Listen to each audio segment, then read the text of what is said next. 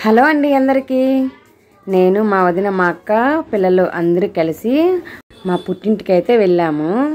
పొద్దున్నే లేచేసి హడావిడిగా రెడీ చేసి అయితే బయలుదేరేసాము.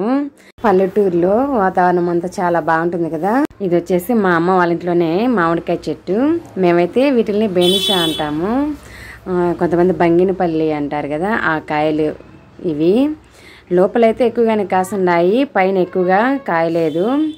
పైన ఉన్నవైతే కొన్ని కోతులు అవి తీసుకెళ్తున్నాయంట, కొన్ని ఉంటే మా అక్క వాళ్ళకి ఇచ్చి పంపించేసింది. మామిడి చెట్టు కింద అయితే చల్లగా అయితే భలేగా ఉందండి. అక్కడే కూర్చున్నాము ఆ రోజంతా. ఎండలకైతే అసలు ఆ చెట్టు ఎంత బాగా నీడిస్తుందో, ఏసీ వేసుకుంటే ఎంత చల్లగా ఉంటుందో ఆ చెట్టు కింద అయితే అంత చల్లగా ఉంది. తర్వాత మా అమ్మ వాళ్ళ ఇంట్లో ఏమేమి చెట్లు ఉన్నాయో మొత్తం తీసి అయితే అప్లోడ్ అయితే చేసి ఉన్నాను. నా నేమ్ కింద అయితే ఫుల్ వీడియో ఉంటుంది. Please watching.